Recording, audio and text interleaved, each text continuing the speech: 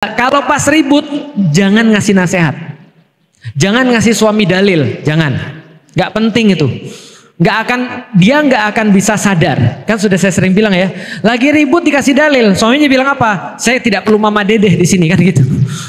Jelas? Karena kalau penyakitnya fisik, begitu sakit langsung dikasih obat. Tapi kalau penyakitnya non fisik atau mental, jangan dikasih obat pas lagi sakit. Ngomongin anak pas lagi salah, makanya nggak bakal didengar.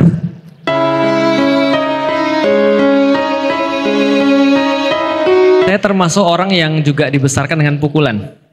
Jadi bapak saya tuh pakai itu apa namanya? Itu untuk bersihin kasur itu loh. Nah, kalau dia lagi baik dia pakai yang gede, kalau dia lagi nggak baik dia pakai ujungnya. Kan lebih sakit kalau pakai ujungnya kan.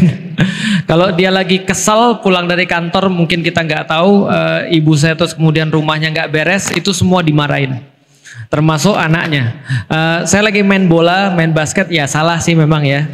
Terus diambil bola basket langsung ditusuk pakai pisau. Itu di kepala saya tuh.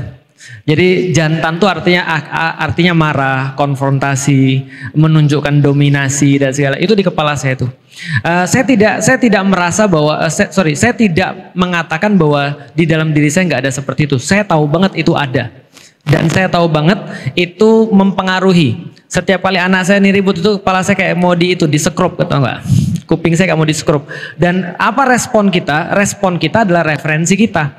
Karena dulu bapak kita begitu untuk buat kita diem, kita juga cenderung akan melakukan itu juga. Nah, bagaimana pertanyaan cara mengubahnya? Ada 4 yang kita sudah bahas. Pertama, ingat gak yang kita bahas pertama-tama tentang teori perubahan? Teori perubahan kan ada dalam surat Al-Jumu'ah ayat kedua. Itu teori perubahan itu kalau disingkat aja ya, ada perubahan kognitif dari tidak tahu menjadi tahu. Itu yang tadi Bu Yana sudah jelaskan. Kalau kita terus begini, coba lihat hasilnya kayak apa, kita harus jadi memutuskan. Itu kognitif, dari tidak tahu menjadi tahu. Yang kedua, secara emosional, dari tidak mau menjadi mau.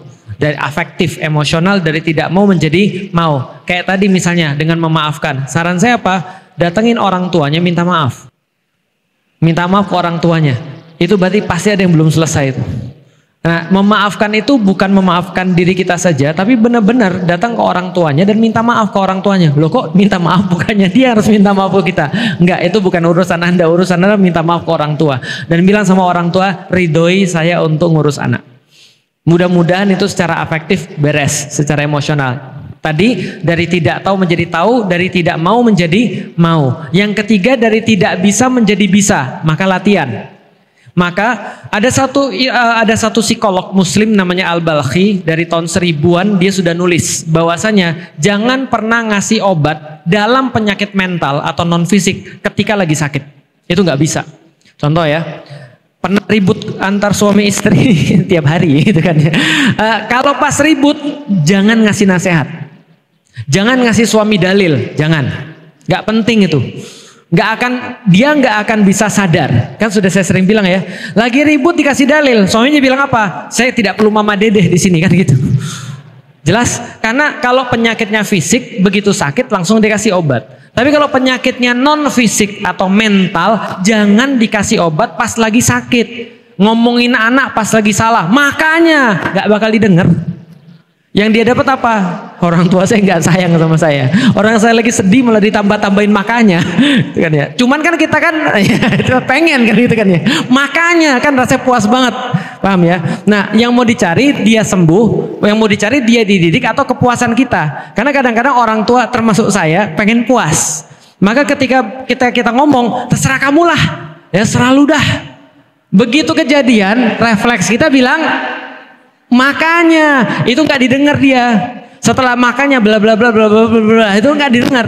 Karena orang-orang dikasih obat nggak bisa. Nah, makanya belajar dari tidak bisa menjadi bisa itu ketika normal. Contoh kayak tadi, nanti kalau aku marah tolong dipeluk ya. Tapi mbok ya kamu belajar karate dulu. Nah, biar kalau pas aku sikut kamu bisa menghindar gitu misalnya. Atau kamu bisa nangkis gitu misalnya. Tapi dikasih tahu dulu. Nah, itu do and don't-nya apa? Contoh misalnya, kalau lagi marah, tarik napas panjang. Tapi jangan diomongin pas lagi marah. Antum marah, wudu. Tarik napas, malah marah dia.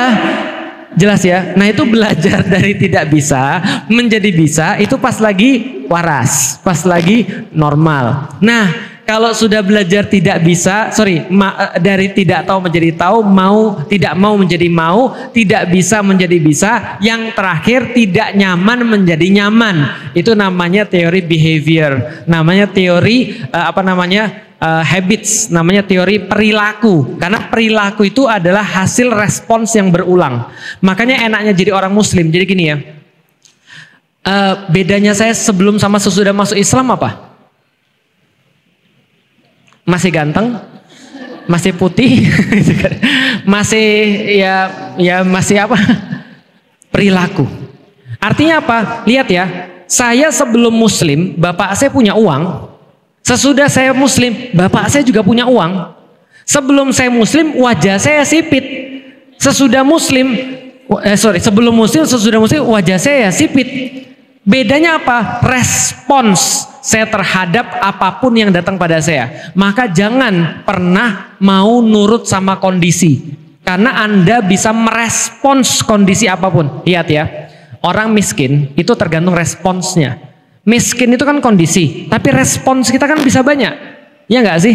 Contoh ya, balik lagi ke Gaza deh. Orang-orang Gaza, responsnya bisa apa? Dia bisa bilang, Hamas sih. Siapa suruh lu nyerang duluan? Ya memang sih kita kejajah, tapi lu nyerang duluan. Lu jadi membuat dia bisa nyerang kita lebih parah. Atau responsnya bisa, kita adalah orang yang terpilih. Ini sudah tugas kita. Itu kan respons. Paham ya? Respons itu pilihan atau paksaan. Maka kondisi punya orang tua, yang orang tua kita main tangan, punya masalah-masalah masa lalu, itu adalah kondisi dan kita nggak bisa milih. Tapi respons bisa kita pilih. Susah nggak? Susah lah. Lah kalau nggak susah ngapain saya jelasin di sini? Lah kalau nggak susah ngapain ada Bunda Yana sampai S3 belajar tentang apa Bunda? Tentang keluarga, psikologi dan segala macam. Itu kan ya. Kalau nggak susah ya Indonesia udah benar. Justru karena susah itulah makanya belajar. Pernah nggak? Mohon maaf. Pernah nggak saya pakai tangan kanan saya? Pernah. Dan saya nyesel. Paham maksudnya? Ketika itu terjadi maka kita belajar. Itu kan kita lagi nggak waras tuh. Kita pakai tangan nih. Setelah kita pakai tangan kita mikir, iya ya, mengubah atau enggak? Coba refleksi lagi. Semua orang pasti pernah salah.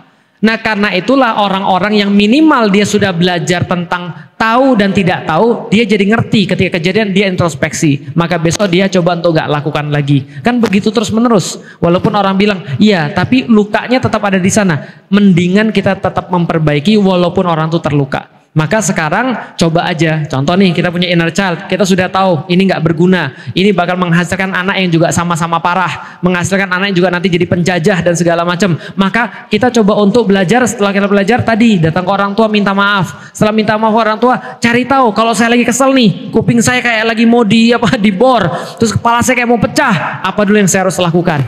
Kan gitu kan ya? Apa dulu yang harus saya perbuat? Apa pergi dulu dari rumah ataukah nangis? Karena perempuan biasanya nangis ataukah apa, terserah. Yang penting harus ada respon-respon yang kita sudah sepakati pas kita lagi nggak marah gitu maksudnya. Nah setelah itu baru dibiasakan.